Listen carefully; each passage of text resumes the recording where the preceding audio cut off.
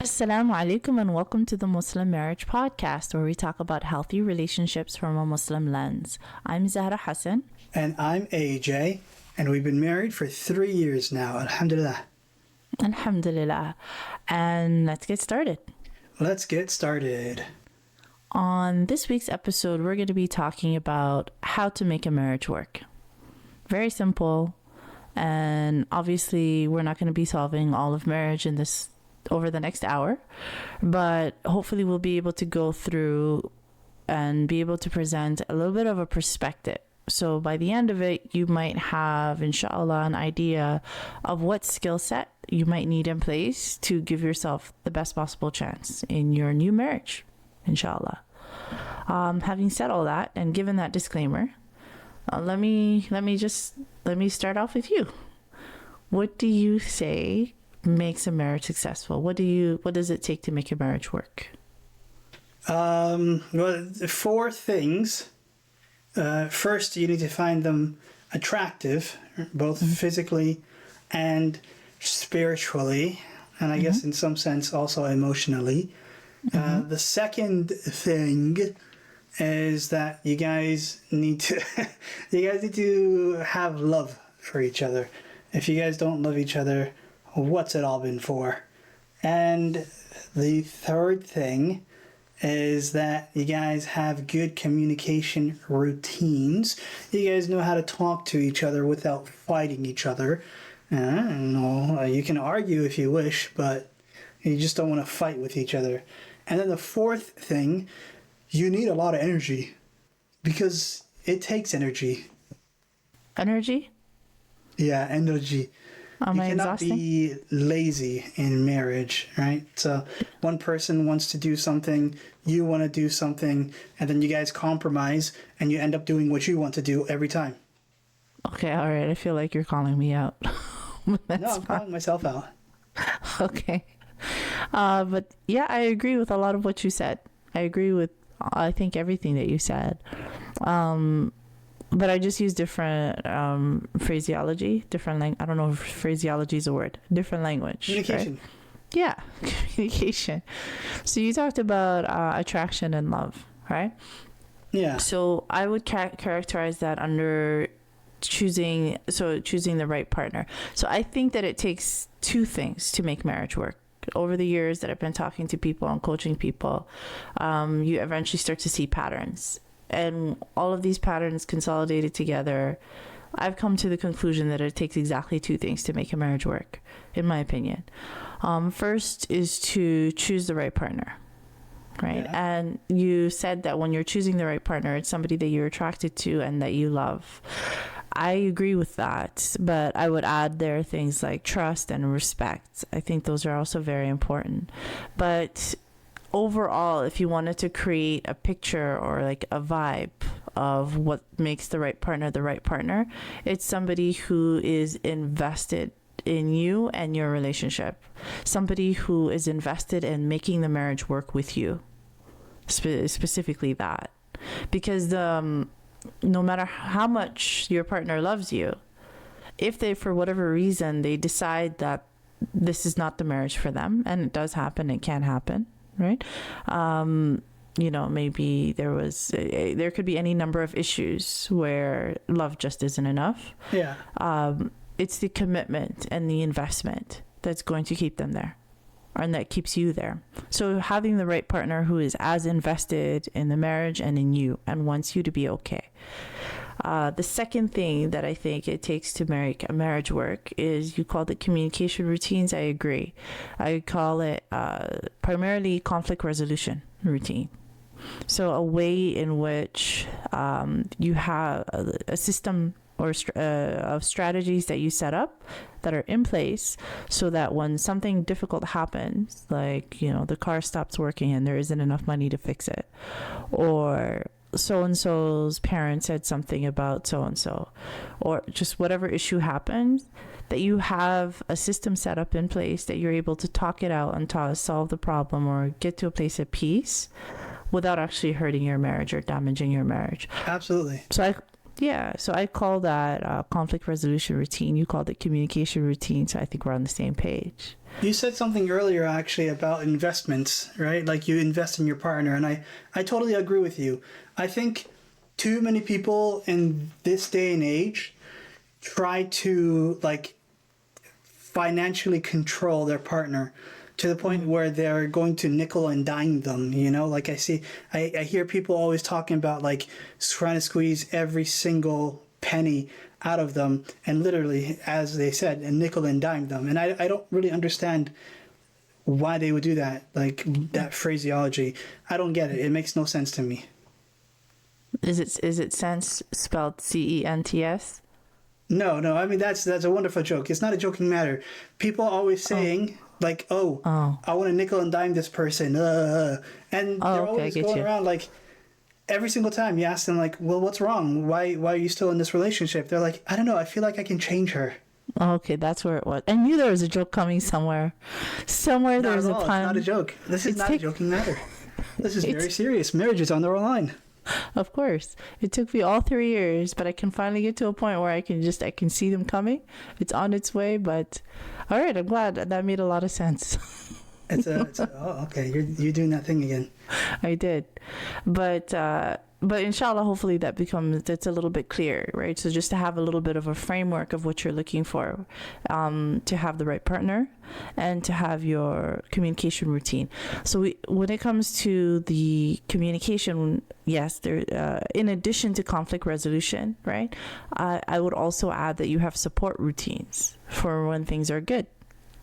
Right, for when things are good. So when things are good between you and your spouse, you want to pour into each other and pour into your relationship of sort of cementing that bond between the two of you. There's so many different things that you can do to build that connection. And we've gone through them in previous podcast episodes, but just quickly, the fastest way, you can use each other's love languages, right? And use that. But something that I find that works for most people is just to play together by playing together. And I think that's very, very important, because when something difficult happens and you're sitting on the couch on the other side of that person, you're going to be relying on that connection and the strength of that bond, and how you feel about each other, to be able to talk to each other in a way that doesn't damage your relationship, right? Absolutely. Yeah, I agree. Yeah, so that's generally what it is. Yeah, absolutely.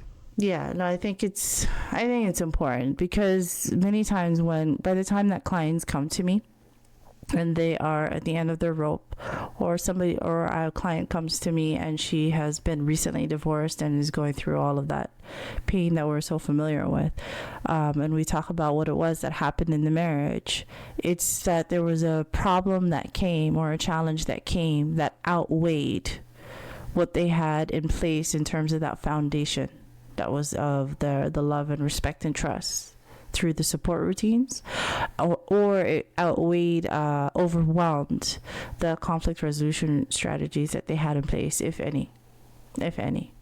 So that's why it's really really important. We went through these in detail on episode 2.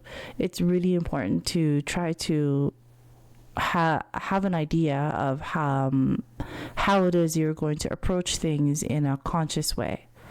Otherwise, your subconscious is going to hijack those conversations. So, is there anything did any of that make sense? Did it make sense? Yeah, it made beautiful sense to me. Okay, good. Because sometimes, I have these concepts, right, that I go through a lot with clients, and I get in my head, and I just want to make sure that I'm still speaking English. Inshallah, it makes sense. I'll put it this way: it made so much sense. I feel like I got $1 now. Okay. All right, let's go right to the question. So we have a question this week from r/Muslim marriage on Reddit, and we have a young man. He asked the question, did I marry the wrong person? He says, I, male 28, just celebrated my 2-year anniversary with my wife, who's 26 years old, and have constantly thought if I married the wrong person.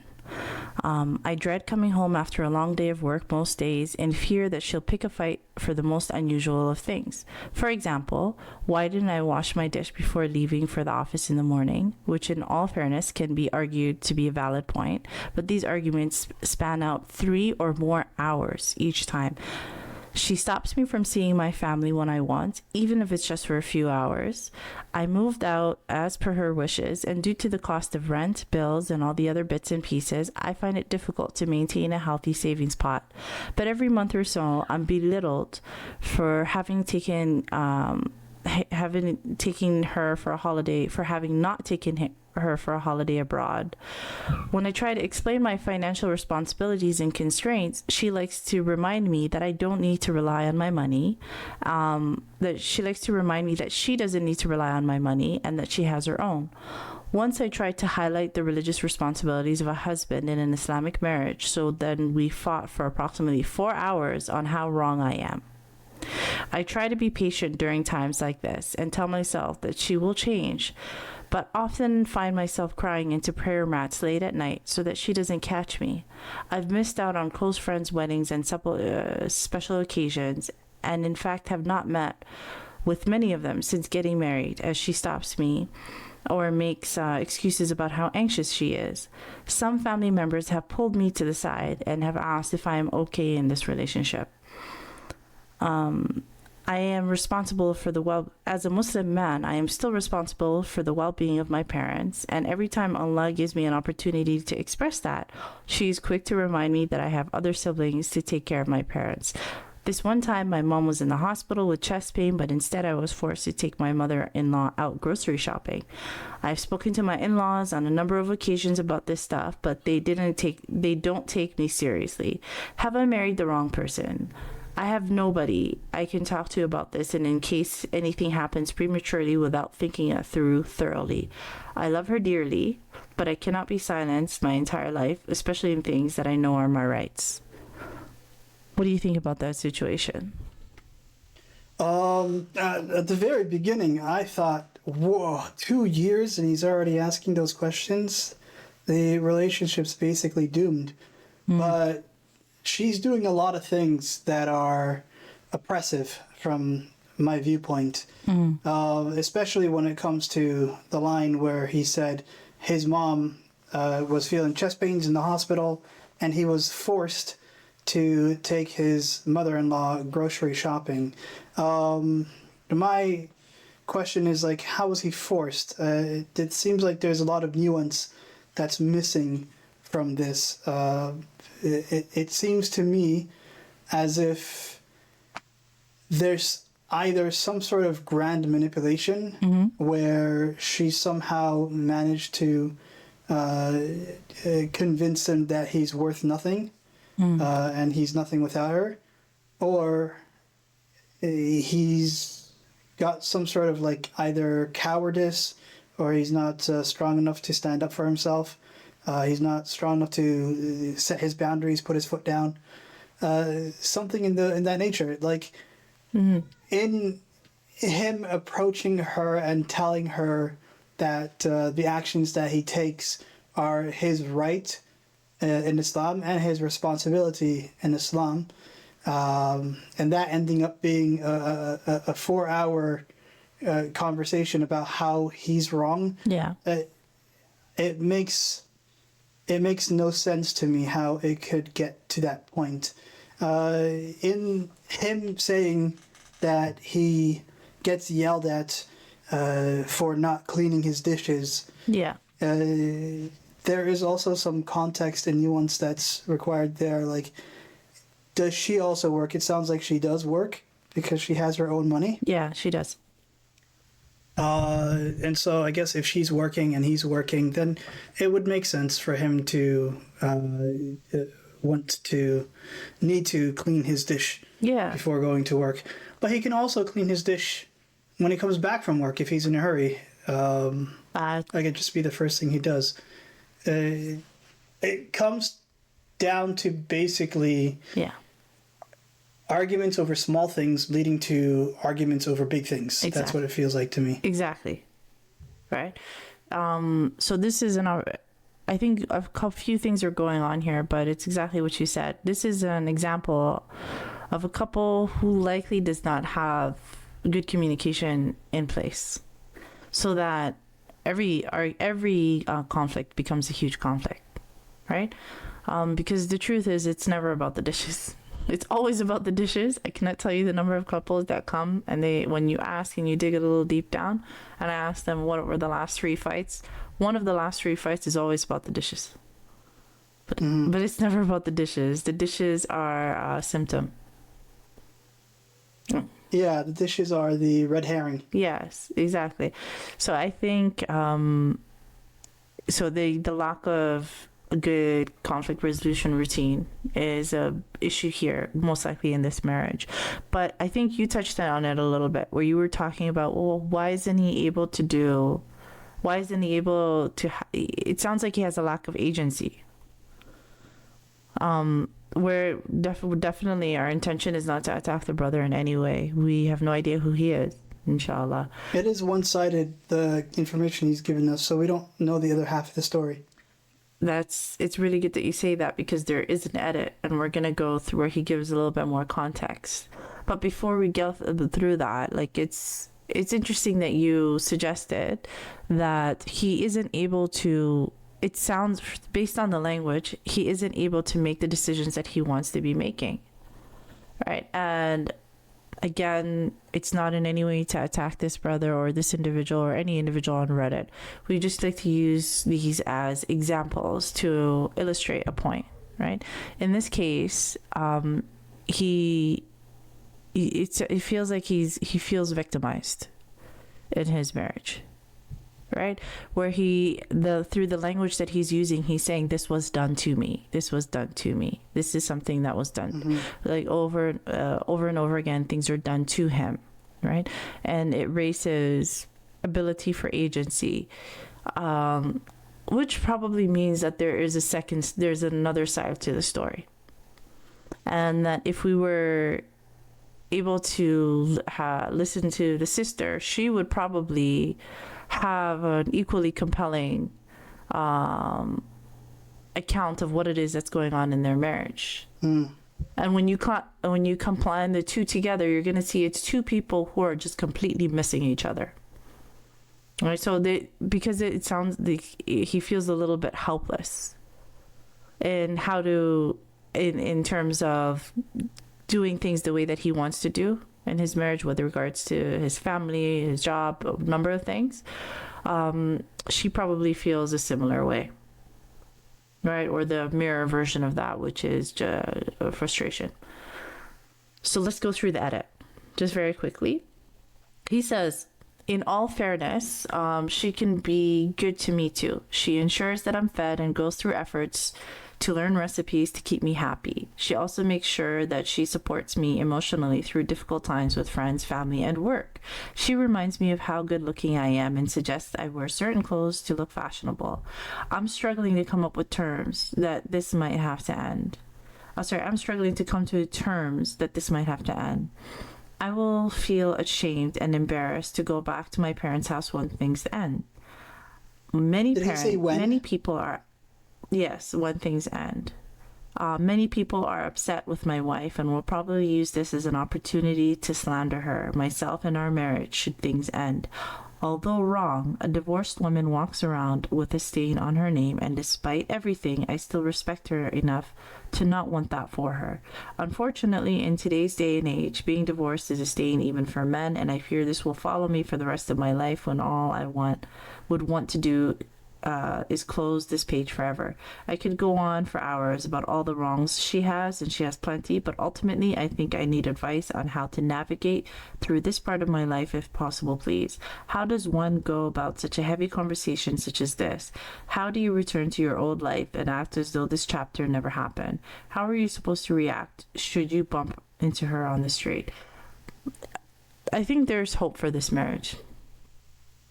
I think there's a lot of hope for this marriage. I think this is one of those marriages where, because of the almost extreme lack of effective communication, where he's saying something with all of his heart, and for whatever reason, she's missing that information, and she is saying something with all of her heart, and for whatever reason he's completely missing that information, they just build resentment on both sides. And resentment, like we said, is rust in marriage, and that eventually ends. Right? That's what I think is going on. Yeah, for me, I feel like he's asking a question that seems to already have been answered. Which is what? In the hadith. Like which one? They have step-by-step guidelines for how to handle. Oh, I see what you're saying. Like a wife who is not allowing a marriage to progress properly, right? They have guidelines for how to handle a husband who's not allowing a marriage to progress properly. It seems like he's going to go from the normal talking to straight up divorce. But they should have a sit down with their families and talk it out, you know? At the very least, before he has a divorce, they should talk to an imam to see what is the best path that they can take to reconcile their differences. I think if they were to get a mediator, like you know how they have marriage counselors, right? The imam is like a marriage counselor. If they were to have a third party involved, it would sort of bring some sort of civility and decorum, and it'll at the very least keep them out of obligation for humility. It'll keep them civilized enough to the point where they can actually, in a calm tone, talk about their issues without it devolving into what I presume would be a shouting match. Yeah, pretty much. But I think if to take it one step further, right? You need to have a mediator in place who is skilled at translating. Because when he's written all of this information, I can hear what it is that he's saying, right? He's saying that he feels helpless in his marriage, and that he doesn't have the freedom to really to contribute in the ways that he wants to contribute. He probably also feels disrespected. And unappreciated. If I were to ask him, those would probably be the words he would come up with. Right? So to be able to take the information he's written here and translate it so that his wife would be able to understand. Because I'm guessing she probably doesn't have the information in the way he intended to convey it. Right? Because he says here, how does one go about such a heavy conversation such as this?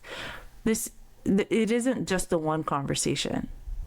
Right? It's not just the one conversation of this thing happened, and it's all the conversations that didn't. This is the accumulation of all of the conversations that didn't happen. Right? So if you've ever had, for example, like a coworker, like you start a new job and you have a coworker, and on the first day your coworker mispronounces your name, and you're like, you know what, I'm not going to correct them. It's fine. Right? You're not going to correct them. It's fine.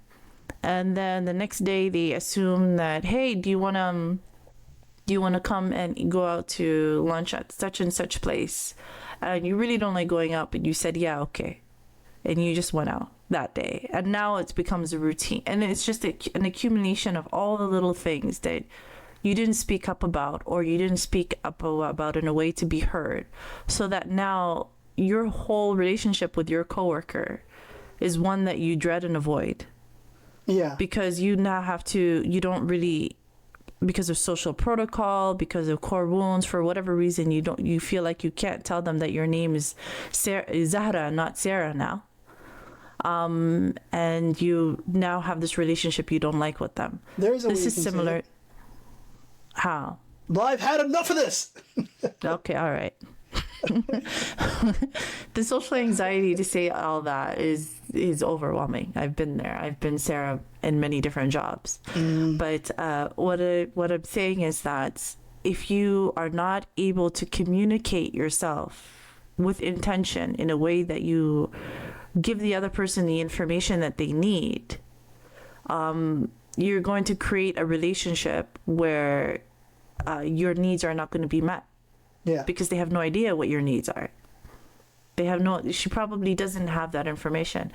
And No, if she she does. would come in, No, I'm not sure in she the way does that to an he- extent, right? Like, I understand.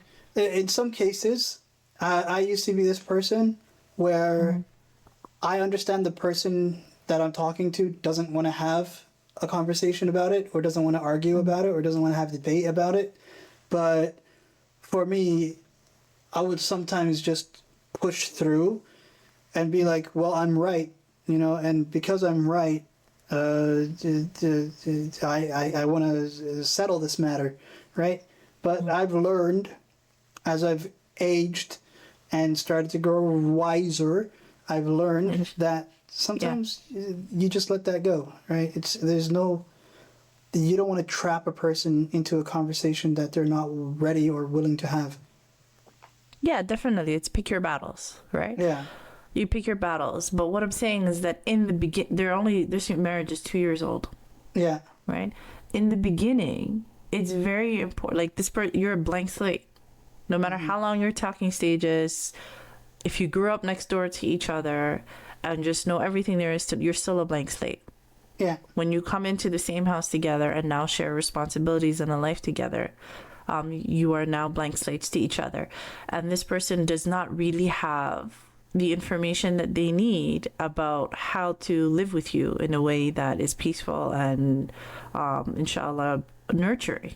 Yeah. It's your job to be able to convey that information. You're not going to do that all of a sudden one day. We're going to sit down and go through all the things. Of course not, no. Instead, no, what you're going to do is as situations come up, as dishes go unwashed, as laundry goes undone, as, Yeah. Rent suddenly jumps up or mortgage jumps up. As problems come up, now these are opportunities for you to now start to share the information relevant to the situation about your needs, right? Yeah. And about your perspective and about who you are on a deeper level.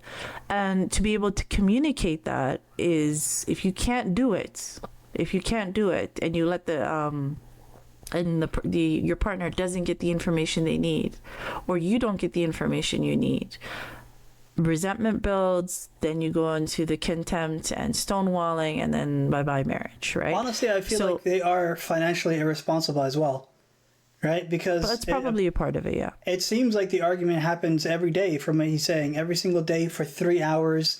That's financial irresponsibility, right? After they finish work, they then have a part-time customer service job and they're not getting paid for it.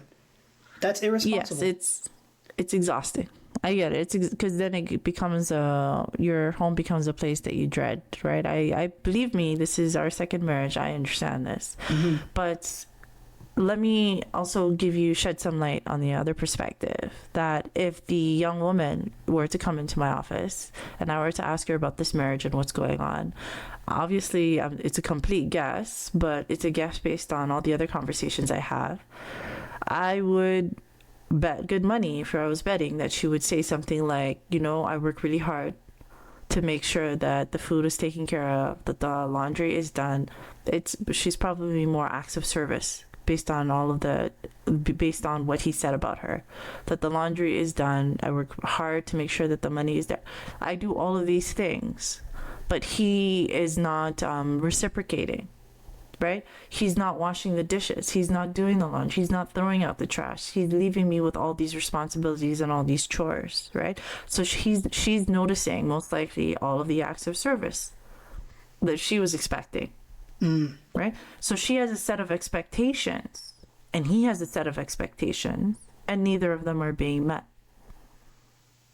Right? So if these two individuals came into to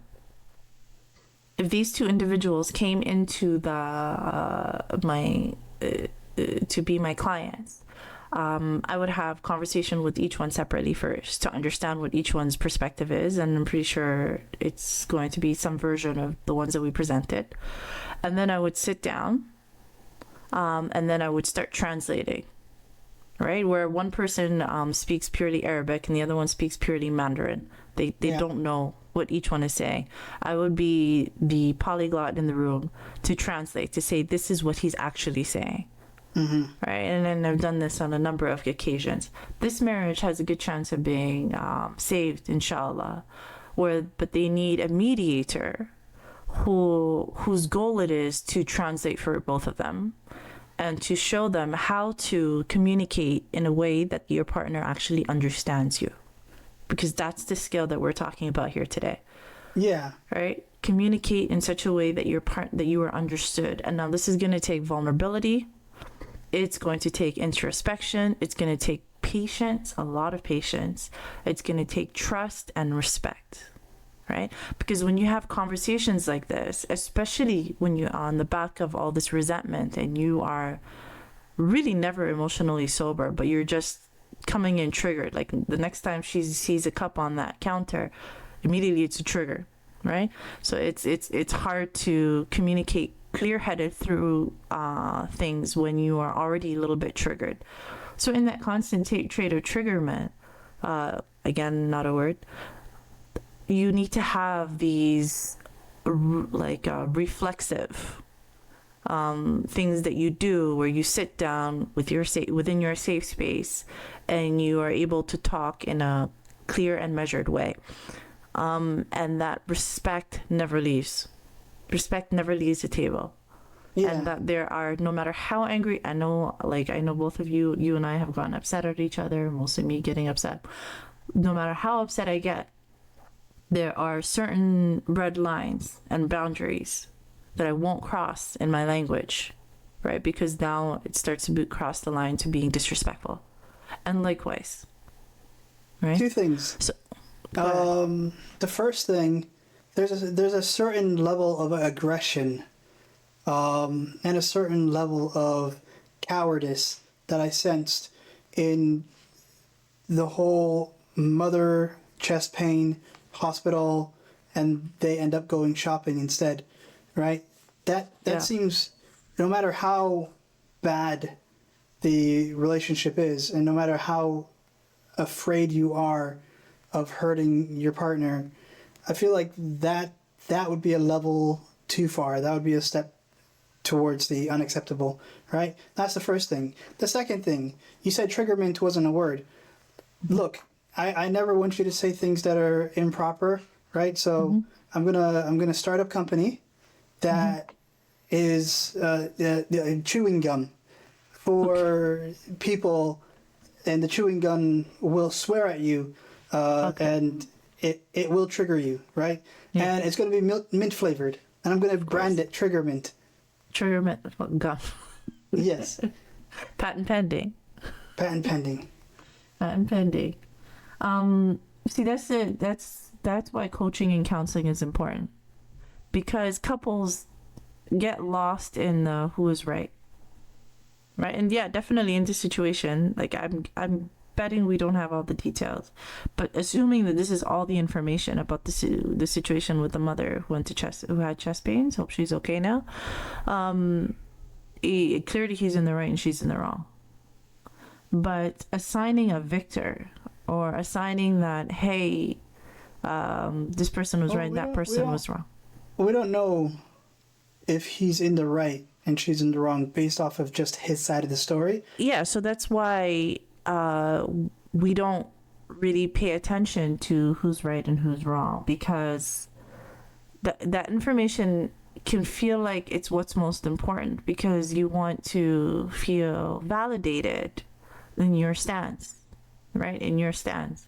That I feel really frustrated that you didn't hear. Like it's an issue of validation, right? That's why people get so weighed down and burdened by who was right and who was wrong, and they carry the resentment of not being heard from all the times that I feel like I was right. But if it's just a one-off issue in their marriage, definitely focus on that during a counseling or a coaching session. But if it is a pattern, or if it is a consequence of a larger pattern of miscommunication, then yeah, we're going to focus on the pattern and be more likely to use this as an example Does that make sense? Absolutely. Yeah. Okay, so now we're coming up on the second question. Inshallah, I think we have enough time to go through this one. It says, do you ever fear that you married the wrong person? So this individual brother says, in recent times, I have doubted my marriage. We have been married for 4 years. My wife is a good person, but flawed just like every person. I know it isn't fair to expect her to be perfect. I know it's not fair to have unrealistic standards, but there are so many things that I always wanted from a marriage that I just do not get. My wife has a tendency to lie, usually lies by omission. She has a tendency to overreact to any perceived slight. She constantly second guesses whatever major decisions I make, making me feel emasculated. All of these things seem minor together, but over time they have all taken a toll on me. Whenever I try to express my concerns, I'm met with defensiveness or dismissal. It's as if my feelings don't matter, as if my perspective is irrelevant. How am I supposed to build a life with someone who can't even engage in an honest conversation about our problems? And in the past, when I've confided in my wife about secrets, she has told others. I can't even trust her the way I always wanted to be able to trust my spouse. Has anyone else out there ever questioned if they're on the right track? Have you ever looked at your spouse and thought, is this really it? Is this what I signed up for the rest of my life? Don't get me wrong, I respect the commitment, the love, and the companionship that marriage is supposed to bring, but it's not the image I had when I was young. Islam teaches us to be patient, understanding, and to weather every storm that comes our way, but what if that storm is a constant feeling of unease and doubt? It's not fair to her, it's not fair to me. I was wondering if anyone else has ever gone through this type of phase in their marriage and whether they were able to power through it or not. So what do you think about this brother's situation? I feel like I don't really understand what exactly is going on The there. issue. Yeah.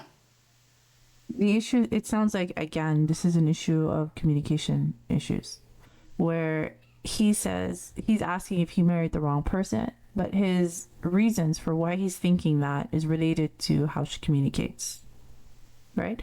So his issues with his wife is that she has a tendency to lie by omission, to overreact to any perceived slight.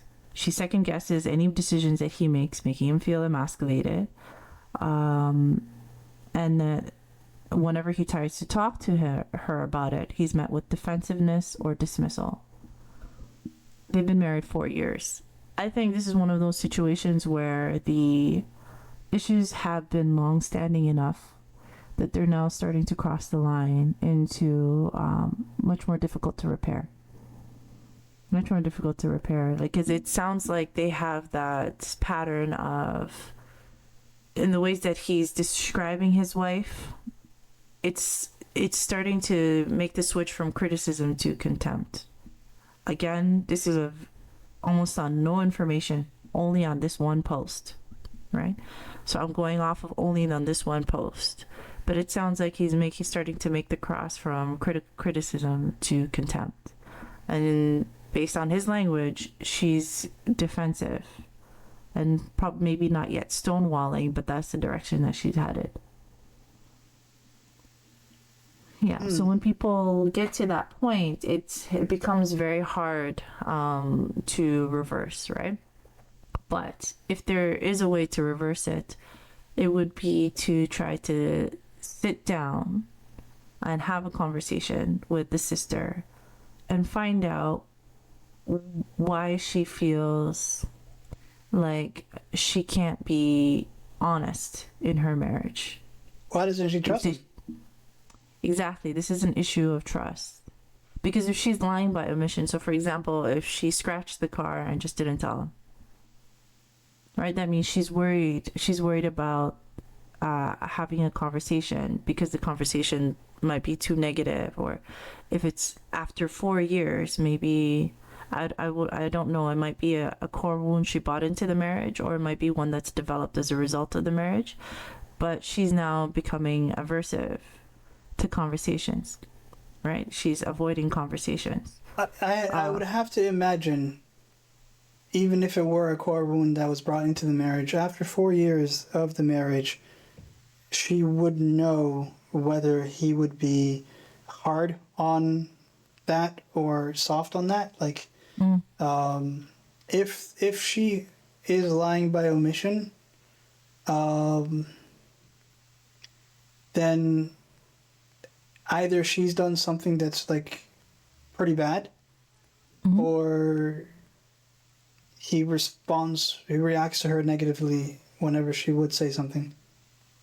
Yeah, I think it's the former, because it fits together of a general feeling that there's a lack of trust, right? There's a lack of trust there.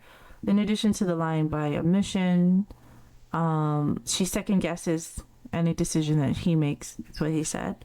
So if he says, I want to move to a smaller house, I want to move to a smaller condo or apartment, she second guesses that, which should be fair. And that she overreacts at any perceived slight. This is somebody who has a lot of anxiety in the marriage. Yeah. Yeah, she's having trouble feeling safe in this marriage, at least in the communication aspect. And that's why she's reacting with defensiveness or dismissal. So it would need to be a conversation with her, trying to understand from her perspective, what did she ever feel safe in the marriage? Did she ever feel safe enough to be able to speak? Or was this something that came into the marriage? Right? Yeah. And it just became worse over time. The brother looks like he just is at a loss of what approach to take. And as usual, my advice for him would be to find a counselor or a coach who, with some understanding that this is going to be a situation where a lot of individual counseling with the sister by herself to try to understand what's going on in the marriage from her perspective and what is underlying this feeling of unsafety. Just ask her on her own. And then to come back together and to use that information to develop a strategy for the two of them of how they can talk in such a way that she feels safe enough to be honest and say, hey, I scratched the car. Yeah. I feel like this couple has a higher likelihood of working it out than the other couple. Because in the post with the other couple, he didn't say if. He said when we get divorced, Yeah. It's already set in stone for him. Yeah, absolutely. Like he was, the brother was going through and imagining how difficult it would be, exactly what it would feel like to start to recover from the divorce and move on with his life. And his concern was how do I move on from divorce? Right? His concern was how would my family and friends feel about it, and I don't want them to think of her negatively. Yeah. And I don't want the world to perceive her negatively. Yeah. Yeah. So he's worried about that. But that's the thing, right? Like, if he had a guarantee that his friends and family and the world would not think negatively of her, he would have already divorced her. Yeah. I mean, this brother, he didn't write his age, but the other brother did. I think it's youth. Right? I think it's youth. Because when you're younger, you place more weight on what other people think of you. When you get older, you place more weight on the consequences to your actual life and to your partner. Yeah. Right? Because that's where the weight should be placed. The priority here should be the marriage or on that relationship. And how to repair it, and if not to repair it, how to walk away in a way that's calm and safe. Because the truth is, I've seen this across all of our communities: African, Asian, West Asian, East Asian, Middle Eastern, just everybody. There is no way for you to handle a divorce that people aren't going to talk about you. Yeah. It's just important to accept that. Yeah, there is no set of steps that you can take that people won't talk about you negatively. That's the first thing that I tell my clients, because that is a concern for my clients who are about to get divorced or just been divorced. I tell her, just let go of what other people are going to think. Focus on what you need to do to heal and let go for yourself, and if it's relevant, for your partner, and if it's relevant, your children, right? And if you're going to be concerned about what anyone thinks, try to handle yourself in such a way that on Yom Al Qiyamah, on Judgment Day, that that you will be able to say to Allah subhanahu wa ta'ala that you did your best. That's the only opinion that matters. Everyone else's opinion, you will never be able to please people, right? You will never be able to, no matter how hard you try, you will never be able to please another human being. And alhamdulillah, that's not a requirement for being a good person. The only one you need to please is Allah subhanahu wa ta'ala, and just don't worry about the other people. Try your best. Alhamdulillah. Alhamdulillah. I agree with you. No matter how many buckets of fish or chum you throw into the water, you will never ever be able to please colorful porpoises. Colorful porpoises? Yeah. Is there significance? You'll never be able to please humanity. All right. Okay. Oh, hues and manatees. All right, hued manatees. Okay, so we're gonna move on. So for this, hopefully, inshallah, it's clear from these two examples, right? That whenever you get to a point that sometimes it is the case that you did marry the wrong person, but usually, those are the clients who come to me who have been divorced, and it's in a much shorter time frame. So it's within a matter of months, right? So 6 months. It's usually something under a year, where they've tried to make your marriage work and understood that, oh, this is actually the wrong person for me because of incompatibility or whatever other reason. But if you've been married a little bit longer than that, and usually more often what is the case is that it's a problem with how you communicate with each other and that you are not hearing each other. So briefly, just very quickly, I want to talk about what tends to happen in poor communicating relationships, right? That's just how we're going to categorize that. Sorry, I missed what you were saying. Okay, all right. Okay, so we're just going to go right through that. In the poor communicating relationships, me, right, as the wife, will come in and I will have my core wounds. And the husband will come in and he will also have his core wounds. And I will have a need, for example, for a lot of reassurance. That's very common. I need a little bit more reassurance that you, as the husband, really like me and are into me, in order to soothe my core wound around self-acceptance and fear of rejection and things like that. But I don't communicate that, right? Mm-hmm. Instead, what that shows up as, you will come home late for work 2 days in a row without letting me know, without having tested me. And that triggers my core wounds. I was at the hospital because I also had core wounds. Okay, all right. I couldn't come home for those 2 days. Yeah, I needed gauze and stitches. It's still not an excuse, but it's but yes, that's how usually it presents. After the second day, we'll start to have a conversation, and I'll start by saying, "Hey, can you tell me what was happening? You text me." And then they say, well, yeah, no, because work got really busy and excuse A, B, C, D. And then she'll make it an excuse about the texting, right? So she'll say that, okay, but I really need you to text me. Otherwise, I worry that something might have happened to you, or I get really worried. And in order to soothe that worry, you need to text me. So he says, yeah, okay, no, I'll do that. And then 2 weeks later, same thing happens. And she's like, okay, now this is a pattern, right? And I'm just giving you a very general example. So now this pattern has developed. And then 4 months in, he misses an anniversary. There's some anniversary that she mentioned and he misses. And she's like, this is more evidence that he doesn't accept me and that he's slow rejecting me, and my core wound is very amplified.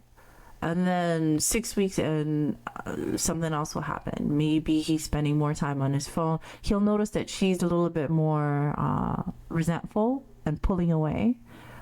She'll be withdrawing affection, and she's just pulling away bit by bit. And maybe It's completely fair. it's not about whether or not it's fair, right? It's not, you gotta, He missed an anniversary. okay, all right. But she's pulling away. And maybe because of his core wounds, he also starts pulling away. Fast forward a year, fast forward 2 years, now everything he does irritates me. And for him now, everything she does, I know is going to turn into a fight. Let me just avoid it. So all of this, right, began with having a conversation about the text messages rather than having a conversation of, it's very important for me to feel reassured, right? Because that's what it takes for me to feel okay. Can you help me by doing ABCD, by going through the conflict resolution routines in the very beginning, by having that in place in the beginning, and to be able to speak about your actual underlying need for reassurance in a way that he understands, rather than the symptomatic need of, I need you to text. Do you see what I'm saying? Yeah. And so that's, Yeah. if we were to, do an autopsy of the relationships, and we went through back to the beginning, you would find these common patterns at the very beginning for both these couples, at the very beginning, where communication just is not happening in an effective way. People are speaking about dishes and laundry and parents with chest pain rather than, I don't feel heard by you. I don't feel respected by you. It's important to me that you trust me, and it is not, what can I do to make you feel like you trust me, or what have I done to make you, to have the actual important conversations of what's the underlying issue. Yeah. So that's what It's one of the most heartbreaking things. Extremely heartbreaking to have a long distance relationship and they're 3 feet apart from you. Exactly. That's beautiful. That's exactly what's happening. Where you have this person who you care about very deeply because of all of the different ways in which your life is intertwined with theirs. But you don't feel like you can talk to them in a way that they can hear you, in a way that's safe, that you won't immediately feel attacked, or in a way that's safe that they won't immediately ignore you. Because both are pretty painful, and usually one partner is doing one and the other is doing the other. One is perceptively attacking, and the other one is ignoring. So there. I've got my top scientists working on the perfect model of paper airplane. Okay, what is it? No, do with that what you will. Okay. Or the both. Okay, I get it. The both sides. All right. I'm gonna. No, there's nothing deep to that. There's nothing at all. Okay. All right. I will. No, there's no joke. Nothing. Just think of that what you will. I will think of it. And now it's all I can think about. Let me just Mission accomplished. going back to this. Going back to this topic, to the question that we asked at the very beginning, of what does it take to make a marriage successful? Right? This is what we mean by having the conflict resolution routines in place and the support routines in place together underneath this umbrella of communication routines in place, so that you speak in a way that you are heard by your partner, and you have a partner who loves you and cares about your well-being enough to listen and hear you. Those are the two things that you need. If you're missing either one, it's not going to work. So that's why it's so important to make sure that you are choosing the right partner, because you can't change your partner out. You can learn communication. I can teach it to you, right? Counselors can teach it to you. I teach it to clients over 2 weekends, right? But I can't switch out your partner after you're married. So make sure you're choosing somebody who, when you're having those problems and those big feelings, that the other person on the other side of that couch cares about you and loves about you enough and is committed enough to hear you, to sincerely want to hear you and want you to be okay. Yeah. So those are the two things. Inshallah, that made sense. Did that make sense? Inshallah. Yeah. Yeah. And just as a note for hope, right? Because I know there's a lot of negativity out there in the media. Many of us, we grew up not knowing what a healthy marriage looks like. Around us, from all of our aunts, uncles, everybody around us is divorced. I myself have been divorced. So it's important to know that healthy marriages exist. They happen every day. And I am fortunate enough to work, because I work in healthcare, primarily with patients who are very much older, in their 70s, 80s, 90s. And I can tell you that healthy marriages not only exist, that they're thriving. They're thriving. Mm-hmm. And you see it every time with these couples who come in together in matching t-shirts at the age of 86, 85 years old, and who are still bantering, and who are is still, where the gentleman will say something that makes his wife light up and giggle like she's 12 or 14 years old. And it's beautiful to see when it's there. But in order to get there, you need to have the right partner, and you need to know how to talk to them in a way that you can deliver the information that they need. Yeah. Sometimes he forgets to replace her batteries and she doesn't light up anymore. All right, I like that. I'm going to take that as a metaphor. The batteries are the support routines that we use to... Somehow that's deep. Yes, it's so deep. That we use to build and strengthen that connection. I remember we talked about it. One of those things that we use is we have a handshake. And because we just finished our 3-year anniversary, alhamdulillah, we added onto the handshake. So now there's a shoulder shimmy involved. She made that choice, and I'm a fan. Okay. So there's a shoulder shimmy at the end of the handshake, just because that's what I felt. That's what the vibe was right there. So it's the support routines, is the batteries, right? So that when you are completely drained and you are so irritated and all of your core wounds are coming up and you're fully triggered and you're on the other side of the couch and you know that you need to go through these steps for the conflict resolution routine, the fences and boundaries around what it is that you can say that's going to hold you in place is the bond that you have for that individual. Yeah. The respect Absolutely. that you have. Yeah, the respect that you have and the trust that you have. So that's why you need both. You need to know how to fix problems when things are hard, but you also know how to build on your bond and that connection when things are going good, when things are going well. I think that's everything. I'm going to finish off the podcast with a joke. Of course. Go ahead. Okay? Mm-hmm. So, I heard tale of this lovely couple. Mm-hmm. The woman, her name was Audrey. Okay? Mm-hmm. She goes by the nickname Ah. Okay. Very, very simple, very straightforward. Mm-hmm. She was married to her now husband. Mm-hmm. Nice fella by the name of Walk. Okay? You can take from that what you will. Okay. Okay? They were married for about 6 or 7 years now. They're recently celebrating their anniversary. They invite everyone. They buy a cake and everything. Mm-hmm. All has her friends. Walk has his friends. And they've all come together, friends and family. Mm-hmm. And they reveal the birthday cake. What a masterpiece. Yeah. It reads right there in print, Walk and Ah forever. Walk and Ah? Was it shock and awe?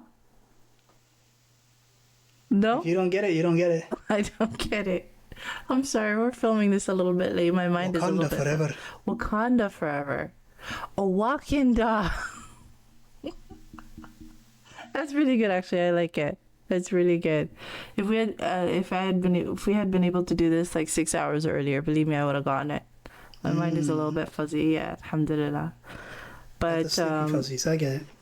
Yeah, but I think that's everything. That's everything. Yeah, inshallah. Hopefully, it made sense. This is information I think is really vital. If you are in the process of getting married and you or you've are engaged or you've met your partner and you're ready to sign those papers, inshallah, and you were wondering about those communication strategies, I offer a premarital coaching course called the Healthy Marriage Builder. Inshallah, I will be posting those links on our Instagram page at Zahra Hassan Coaching. You can always reach out to us on our email at support at Zahra Hassan Coaching, or you can always just comment and I'll respond to you in the comments. If you haven't subscribed, please subscribe. It really helps us out with the algorithm. And I think that's it. Those are all the things. Send it to your friends and family. Get the word out there. Inshallah, that would help us a lot as well. So Jazakallah khair. Thank you so much for listening all the way through to the end. We really appreciate it. We will see you next time. Assalamu alaikum. Wa alaikum salam.